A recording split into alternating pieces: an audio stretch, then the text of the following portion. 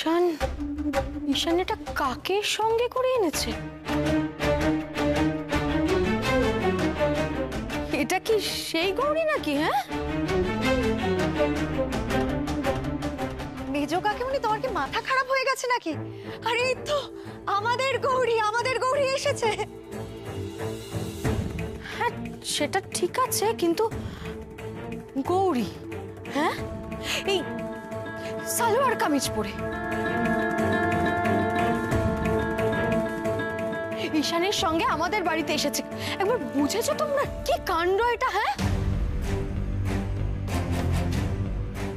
যে গৌরী এই বাড়ি থেকে বেরিয়েছিল আর যে গৌরী এখন ফিরে এসেছে, আমি তো এই দুজনের মধ্যে কোনো মিলই পাচ্ছি না রে নীলা।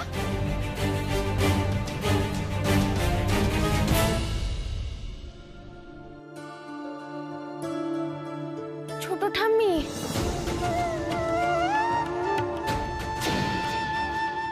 ও ছোট ঠাম্মি, গৌরী, তোমরা সবাই ঠিক আছো তো?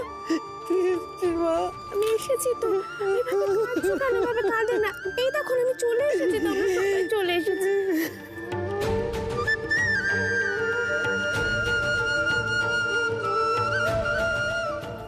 কাঁদে না।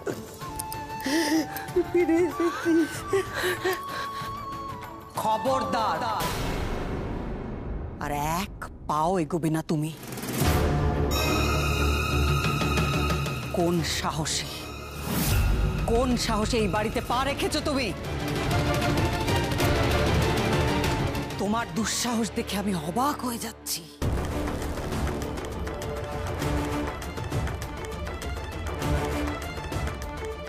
এই বাড়িতে ফিরে আসতে সাহস কেন লাগবে শৈলমা? আমি তো এ বাড়িরই বউ।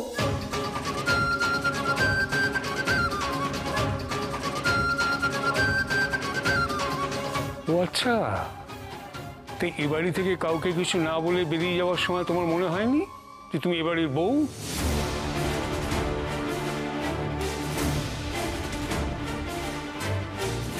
আজ তুমি কোথায় কি করে বেরিয়েছ? এটা কি এ বাড়ির বউয়ের যোগ্য আচরণ হয়েছে? এবারই মান সম্মানের কথা একবারও ভেবেছো তুমি? কোন সাহসে তুমি কাউকে না বলে বেরিয়ে গেছিলে?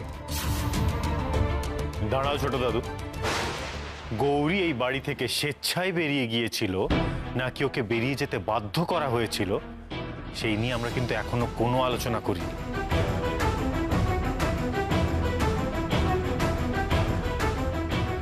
ঈশান, তুমি অনেক কিছুই জানো না। ওর মুখে একতরফা শুনে তুমি কোনো সিদ্ধান্ত নিও না। তুমি জানো গৌরী কি করেছে? ও এ বাড়ির রত্ন চুরি করে পালিয়েছে।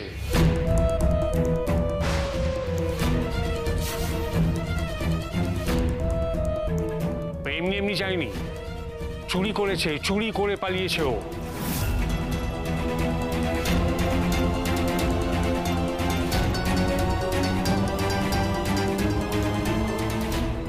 শোনো ছোট দাদু, গৌরী চোর এই কথাটা আমি না মরে গেলেও বিশ্বাস করব না।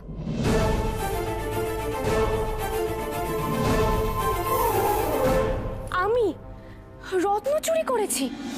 কোন রত্ন? আপনারা কোন রত্নের কথা বলছেন আমি সত্যি বুঝতে পারছি না। আমি শুধু এটুকু বলতে পারি যে আমি জানি আর আমার মা জানেন যে আমি কোনো রত্ন চুরি করিনি। আমি এরকম কাজ কখনো করতেই পারি না। আচ্ছা আচ্ছা, তোমরা কি গো, মেয়েটা সবে বাড়ি ফিরলো, আমাদের ছেলেটাও বাড়িতে ফিরেছে, তারপরেও তোমরা এই নিয়ে কথা বলে যাচ্ছ?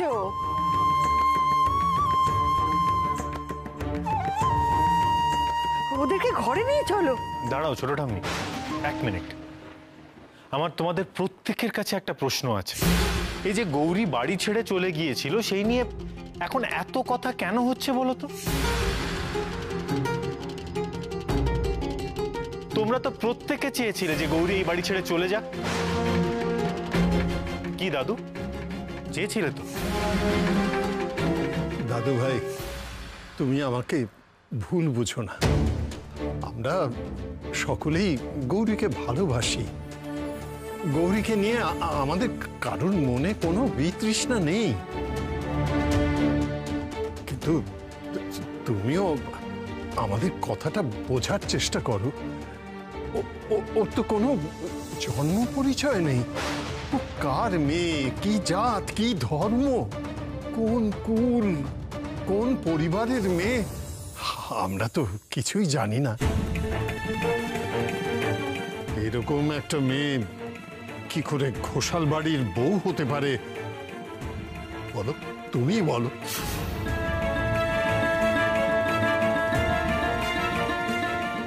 আমি সত্যি চাইনি গৌরীকে এ বাড়ি থেকে বের করে দিতে, কিন্তু তুমি একটা জিনিস বোঝো যে এই বাড়ির তো একটা ঐতিহ্য, একটা পরম্পরা আছে।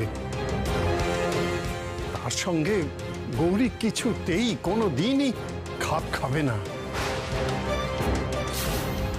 সেই জন্যই আমি এই সিদ্ধান্তে আসবো ভেবেছিলাম। তোমরা এসব কি বলছো দাদু?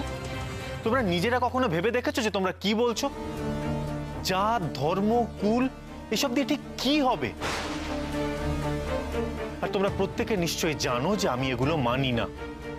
দাদু, আমি একজন ডাক্তার, আর আমার কাছে যখন কোনো রোগী চিকিৎসা করতে আসে তখন আমি তার জাত ধর্ম দেখি না, কারণ আমার কাছে পৃথিবীতে একটাই ধর্ম, আর সেটা হচ্ছে মানব ধর্ম। এর বাইরে আমি আর কিচ্ছু মানি না।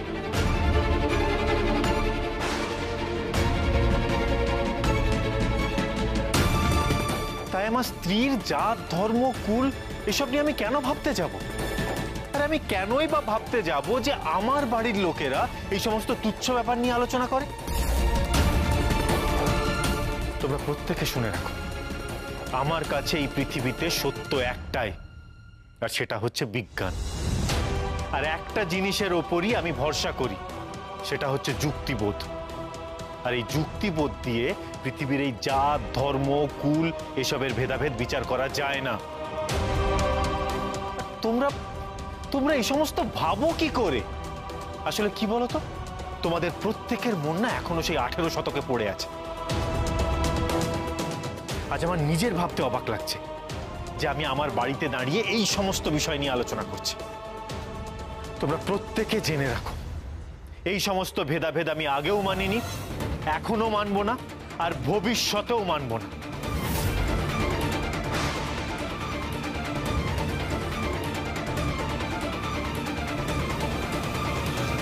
আর যদি কেউ এই নিয়ে আমাকে কিচ্ছু বোঝাতে আসো, তাহলে কিন্তু তার সাথে আমার বিরোধ বাঁধবে।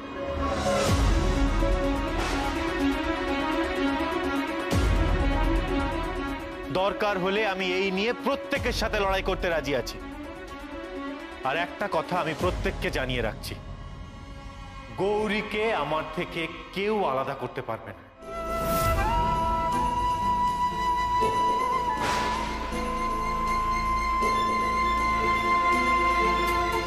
কারণ গৌরী আর আমি আলাদা সত্তা নই, আমরা এক। গৌরী আমার প্রকৃত অর্ধাঙ্গিনী।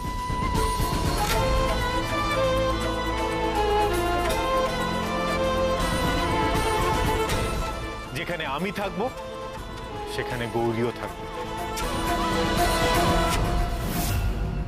তাই তোমাদের যদি গৌরীকে এ বাড়িতে থাকতে দিতে কোনো রকম কোনো অসুবিধে থাকে, তাহলে আমাকে পরিষ্কার করে বলো। আমি সানন্দে গৌরীকে এখান থেকে নিয়ে যেতে রাজি আছি। কিন্তু তোমাদের মনে যদি এরকম কোনো ধারণা থেকে থাকে যে বাড়িতে আমি থাকবো অথচ গৌরী থাকবে না, জেনে রাখো সেটা কিন্তু সম্ভব নয়।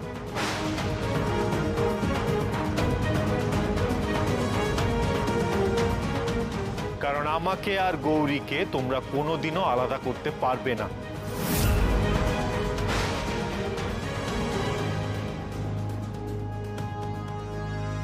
তার চেয়ে ভালো হবে যে আমরা এই বাড়ি থেকে চলে যাব।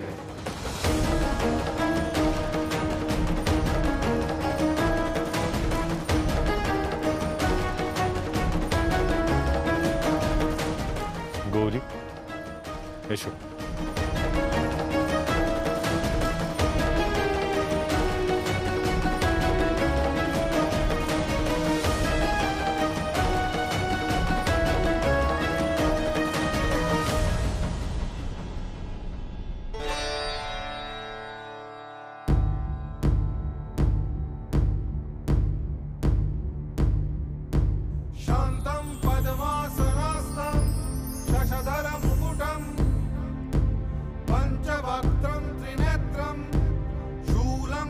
वज्रं च खड्गं परशुमपि परं दक्षिणाङ्गे वहन्तम्। ভাই ভাই প্লিজ এখন আর যাওয়ার কথা বলিস না, তোরা প্লিজ এরকম করিস না। কি হলো, তোমরা কেউ একটু ভাইকে বোঝাও, বাড়ির কি সিচুয়েশন একটু ওকে বোঝাও ভাই, প্লিজ যাস না। কি বোঝাবো ওকে নীলা, কি বোঝাবো কি? এটা তো এবারই ফ্যাশন হয়ে গেছে, কাউকে কিছু বললেই বাড়ির ছেলেরা বাড়ি ছেড়ে চলে যায়। কিচ্ছু বলা যাবে না, তাদের বউকেও কিছু বলা যাবে না, বউকে মাথায় তুলে রাখতে হবে।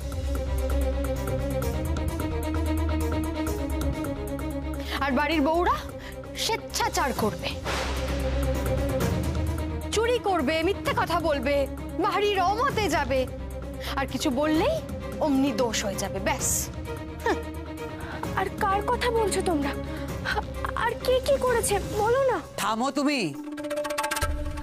কি ভেবেছো কি তুমি?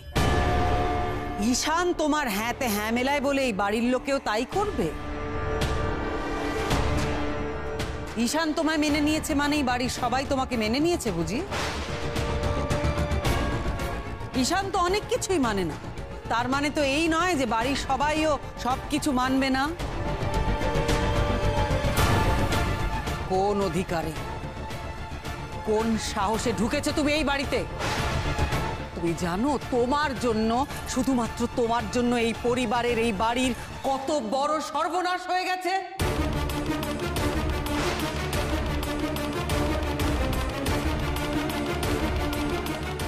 আমার জন্য?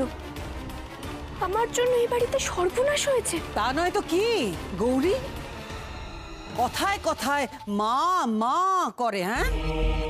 অথচ তোমার জন্যই ঘোমটা কালিমা রুষ্ট হয়েছে।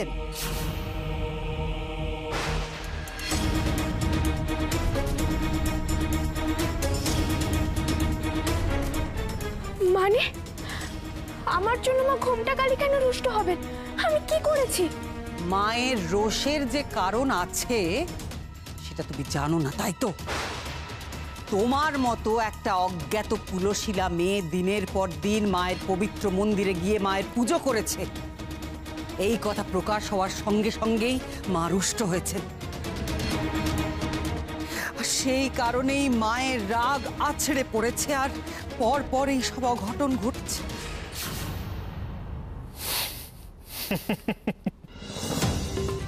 সত্যি পিসিমণি, তোমাদের মা যিনি নাকি সব জানেন, সবার জন্ম মৃত্যু নির্ধারণ করেন, তিনিও আগের থেকে এসব কিছু জানতে পারেন। ঠিক তোমরা গৌরীর ব্যাপারে জানতে পারলে, আর তারপরেই উনিও জানতে পারলেন।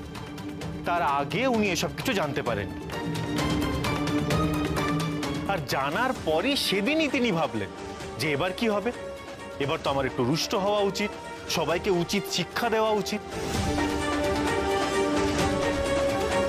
কি তাই তো?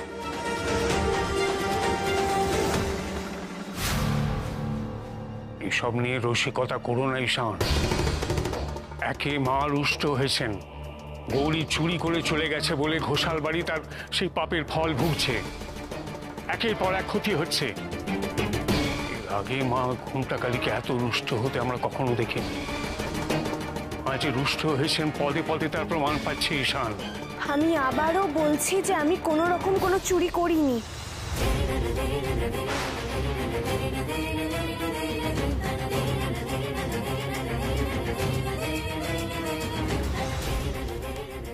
আশ্চর্য, তোমরা গৌরীকে কেন বলছো?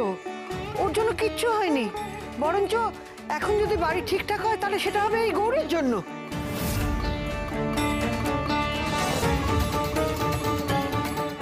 ও ফিরেছে বলে আবার হয়তো এই ঘোষাল বাড়িতে সব কিছু ঠিক হয়ে যাবে। চুপ করো তুমি, এর মধ্যে কথা বলতে আসবে না তুমি। আমাকে তোমরা একটু স্পষ্ট করে বলো না গো, আমি সত্যি বুঝতে পারছি না কি হয়েছে। তুমি বুঝতে পারছো না তাই না? বেশ, তাহলে বুঝিয়ে বলছি।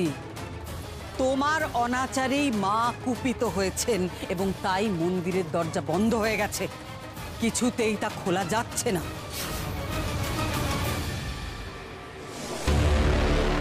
তার ফলেই তো চারিদিকে এত অমঙ্গল হচ্ছে। সে কি মায়ের মন্দিরের দরজা খুলছে না? আমি জানি এরকম কেন হয়েছে। মাগো মাগো, তুমি আর অভিমান করে থেকো না মা। এই দেখো না, এই দেখো না, আমি তো চলে এসেছি। আমি এত করে ডাকছি, তুমি সাড়া দেবে না মা?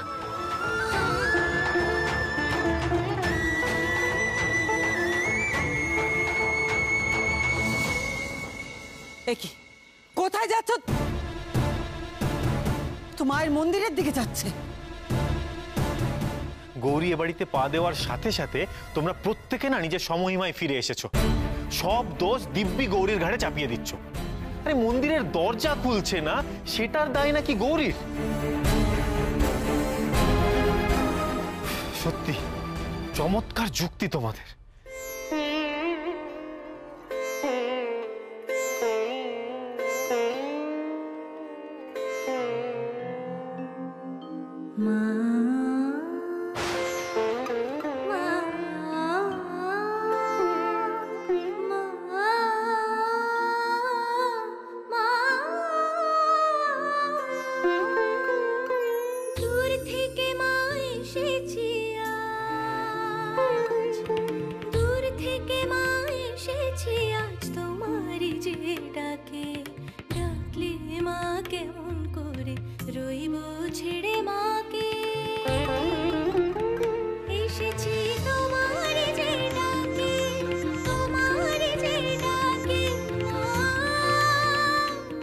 শুনতে পাচ্ছ? শুনতে পাচ্ছ তুমি বাবা? ওই মেয়ে আবার গান ধরেছে। কি মনে করছেটা কি? ও গান গাইলে মন্দিরের দরজা খুলে যাবে, তাই না? না না, এই বাড়িতে আর কোনো পাপ হতে দেওয়া যাবে না। যে করেই হোক ওই মেয়েকে আটকাতেই হবে। ওর পা আমি এই পবিত্র মন্দিরে আর কিছুতেই পড়তে দেব না, কিছুতেই না।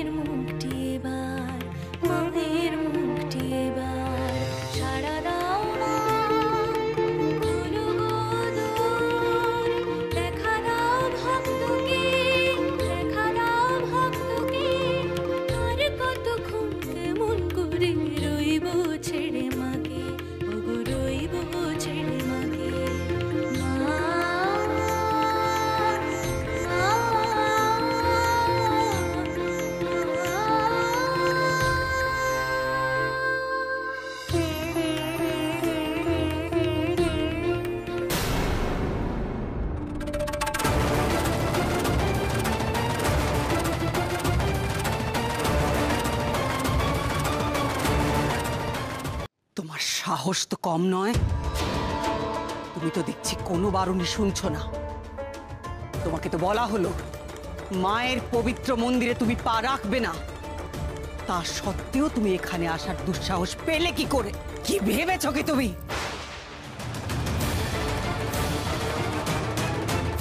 তুমি এখানে দাঁড়িয়ে গান গাইবে আর তোমার গান শুনে মায়ের মন্দিরের দরজা আপনি আপ খুলে যাবে? হ্যাঁ, নিজের সীমা অতিক্রম করে যাও। তোমার মতন অবাধ্য মেয়ে আমি দুটো দেখিনি। গৌরী, ছেড়ে দাও। আমি তো তোমাকে বলেছিলাম যে এখানে তোমার কোনো কথার দাম নেই।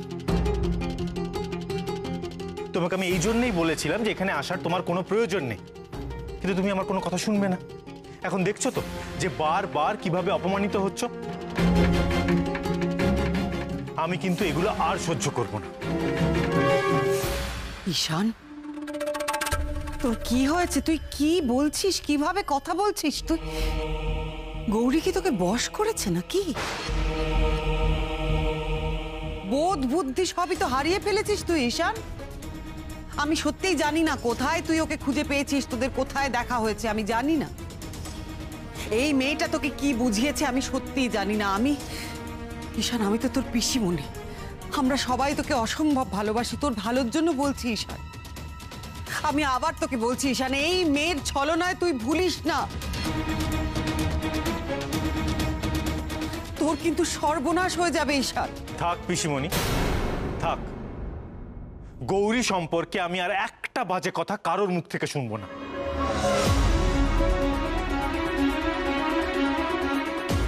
আর পিসিমণি শোনো, ঠিক ভুল নিয়ে না আমার মনেও যথেষ্ট দ্বন্দ্ব রয়েছে, তাই ওর উত্তর আমি নিজেই খুঁজে নেব।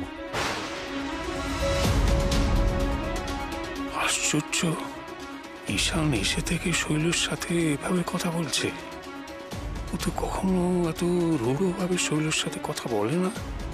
কি হয়েছে ওর? তোমরা সবাই ভুল ভাবছো। আমি তোমাদেরকে বলছি, আমাকে একটিবার মায়ের সঙ্গে কথা বলতে দাও, দেখবে সব ঠিক হয়ে যাবে, মায়ের দরজা খুলে যাবে। এতদিন ধরে যে দরজা খুলছে না, তুমি কোন ভোজবাজি দিয়ে সেই দরজা খুলবে? নিজেকে কত বড় সাধিকা মনে করো তুমি?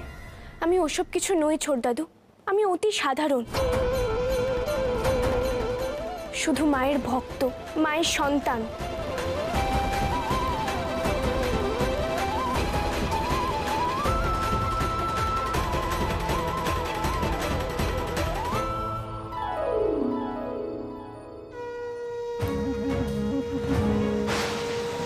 यौवन संपन्ने गजकुम्भमस्तनि वागीश्वरि शिवे शान्ते कालिकाभ्यै नमस्तुते मूलजिह्वे हरोलोके नेत्रत्रय विभूषिते घोरहश्वत्करे देवी कालिकाभ्यै नमस्तुते। এ কি করে সম্ভব? যে মন্দিরের দরজা এতদিন ধরে এত চেষ্টা করেও খুলছিল না, সেই দরজা গৌরীর ছোঁয়ায় খুলে গেল।